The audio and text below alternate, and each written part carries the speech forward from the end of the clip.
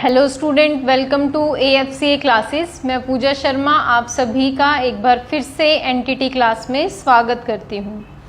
हम लोग question number 9 तक हमने लास्ट लेक्चर में कवर किया था। चैप्टर नंबर था हमारा 8। अभी हम उसी से आगे कवर करेंगे। तो आप लोग पेज नंबर 177 ओपन कर लो, जिसमें हम पढ़ने जा रहे हैं क्वेश्चन नंबर 10। आप लोगों की स्क्रीन पर है नैतिक शिक्षण की शिक्षण विधियों का विवरण करें। Describe the various method of moral education. देखो, आज ऐसी शिक्षा की आवश्यकता है जो कि पूरे समाज और देश में नैतिकता उत्पन्न कर सके। यह नैतिकता नैतिक शिक्षा के द्वारा ही उत्पन्न की जा सकती है। तो विद्यालयों में नैतिक शिक्षा की शिक्षण विधियों का स्वरूप क्या है? सबसे पहले आता है महापुरुषों के आदर्शों से अवगत करवाना। सेकंड आता है अध्यापक छात्र का घनिष्ठ संबंध होना। थर्ड हम इसमें पढ़ेंगे कर्तव्य परायणता एवं अनुशासन। फोर्थ हम पढ़ेंगे नैतिक शिक्षा को अनिवार्य घोषित किया जाना चाहिए। फिफ्थ आता है प्रधानाचार्य तथा अध्यापक गणों का निष्पक्ष होना। सिक्स्थ हम पढ़ेंगे नैतिक मूल्यों का मूल्यांकन करके पुरस्कार एवं दंड का प्रावधान किया जाना चाहिए। ठीक है, तो ये कुछ अलग अलग शिक्षण विधियां हैं जिनको नैतिक तौर से अपनाया जा सकता है। इसके बाद हम पढ़ेंगे क्वेश्चन नंबर 11। आप लोगों की स्क्रीन पर है इतिहास शिक्षण की किसी एक विधि की विस्तृत विवेचना कीजिए। Describe briefly a method of history education. तो देखो, विद्यालय शिक्षा के माध्यम से बालक के विकास हेतु जो भी प्रयास किए जाते हैं, उन प्रयासों को एक निर्दिष्ट दिशा में अग्रसित करके ही शैक्षिक प्रक्रिया को सफल बनाया जाना संभव होता है।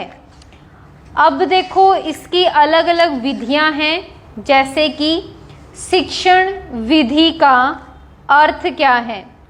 विद्यालयों में औपचारिक शिक्षा के अंतर्गत शिक्षण पाठ्य सहगामी क्रियाओं और सहगामी क्रियाओं के माध्यम से बालकों के विकास का प्रयास किया जाता है। अब इन प्रयासों में निम्नलिखित विधियां हैं, जैसे कि सबसे पहले हम पढ़ेंगे कथात्मक विधि। कथात्मक तथा कहानी विधि का प्रयोग छोटी कक्षाओं के बालकों के लिए विशेष रूप से उपयुक्त है। छोटे बालकों को विभिन्न तथ्यों का ज्ञान कहानी के माध्यम से अधिक सरलता से कराया जा सकता है, या फिर रोचक वर्णन के आधार पर प्रस्तुत कहानियों में छोटे बालक अपनी पूर्ण रुचि दिखाते हैं। अब इनके लिए काफ़ी हमें सावधानियां बरतनी चाहिए, जैसे कि कहानी कहते समय अध्यापकों को कहानी के उद्देश्य को विस्तृत नहीं करना चाहिए। कहानी को छात्रों के समक्ष स्वाभाविक ढंग से ही कहना चाहिए। कहानी सरल भाषा में होनी चाहिए। कहानी कहते समय पाठ्य पुस्तक का प्रयोग कहानी के प्रभाव में अवरोध उत्पन्न करता है। तो ये कुछ सावधानियां हैं जो कहानी कहते समय ध्यान रखनी चाहिए। अब हम पढ़ते हैं कि कथात्मक विधि के गुण क्या हैं। देखो, इस विधि के माध्यम से छोटी आयु के विद्यार्थी अपनी रुचि प्रदर्शित करने लगते हैं। इस विधि द्वारा छात्रों का मनोवैज्ञानिक विकास होता है। छात्र छोटी आयु से ही अपने विचारों को संक्षिप्त वाक्यों में तथा रोचक पूर्ण ढंग से प्रस्तुत करना सीख जाते हैं। तो इस तरह से कथात्मक विधि के आप गुण भी पढ़ सकते हैं। इसके बाद हम पढ़ेंगे क्वेश्चन नंबर 12, आप लोगों की स्क्रीन पर है। शिक्षण उद्देश्यों के वर्गीकरण की विवेचना कीजिए। Describe the classification of teaching objective. तो टीचिंग के दो ऑब्जेक्टिव आएंगे। सबसे पहले हम पढ़ेंगे सामान्य उद्देश्य, सेकंड आता है विशिष्ट उद्देश्य। सामान्य उद्देश्य में विज्ञान के एक ही विषय के रूप में होता है और विशिष्ट उद्देश्य में अलग अलग 4 भागों में विभाजित किया गया है। सबसे पहले आता है ज्ञानात्मक यानी कि नॉलेज, सेकंड हम पढ़ेंगे अंडरस्टैंडिंग, थर्ड आता है एप्लीकेटिव और फोर्थ हम पढ़ेंगे क्रिएटिव। तो ये अलग अलग उद्देश्य हैं जिसको आप इस चैप्टर में पढ़ सकते हैं।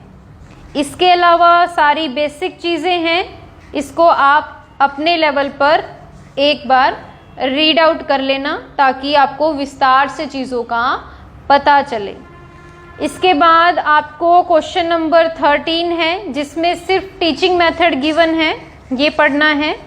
बहुत इजी है, आप इसको एक बार भी रीड आउट करोगे तो आपको बहुत आसानी से समझ आ जाएगा।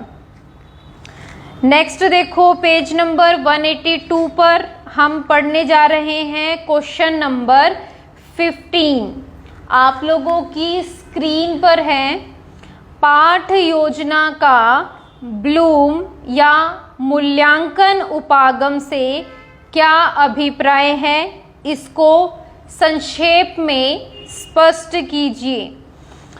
देखो क्या होता है कि शिक्षा के क्षेत्र में मूल्यांकन की यूनिट एक नए प्रत्यय यानी कि कंसेप्ट के रूप में उभर कर सामने आया है।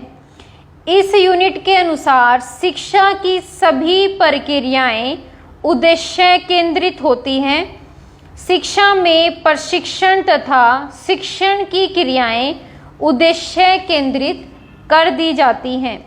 अब इसके अलग अलग स्टेप्स हैं, जैसे कि सबसे पहला आता है शैक्षिक उद्देश्यों का निर्धारण करना।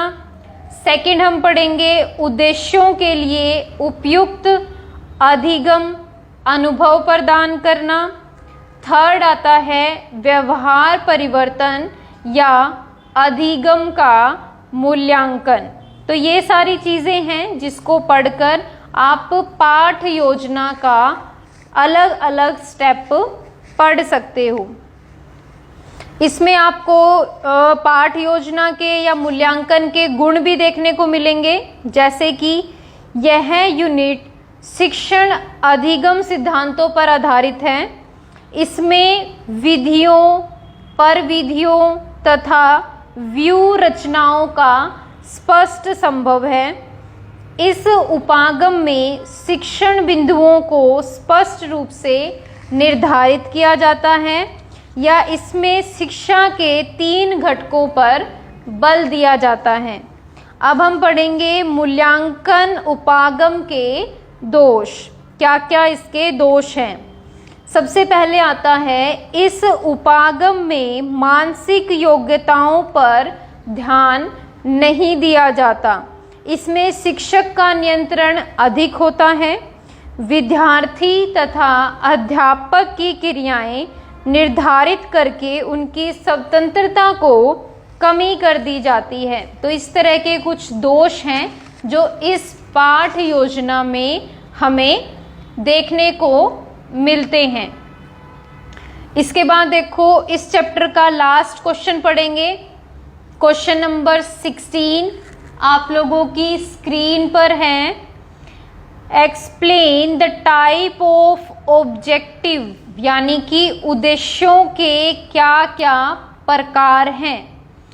देखो ये वही क्वेश्चन है जो मैंने आपको अभी पढ़ाया था, जिसमें हमने पढ़ा था शैक्षिक उद्देश्य और शिक्षण उद्देश्य। तो ये आप पीछे वाला भी कर लोगे तब भी आपको आसानी से समझ आ जाएगा, ये रिपीटेड है, ठीक है। तो इसको बार बार पढ़ने की आवश्यकता नहीं है, आप इसको लास्ट क्वेश्चन से ही पढ़ लेना, ठीक है स्टूडेंट्स। इसके बाद देखो लास्ट इन्होंने हमें एक टॉपिक दे रखा है, RCEM उपागम का अर्थ समझाइए। पाठ योजना के इस उपागम में विभिन्न पदों का वर्णन कीजिए। देखो RCEM उपागम का विकास क्षेत्रीय शिक्षा महाविद्यालय मैसूर ने किया है। अब इसमें आप 17 मानसिक योग्यताओं का प्रयोग करते हुए देखेंगे, जिसमें मुख्य 4 पदों का प्रयोग अभी हम पढ़ने जा रहे हैं।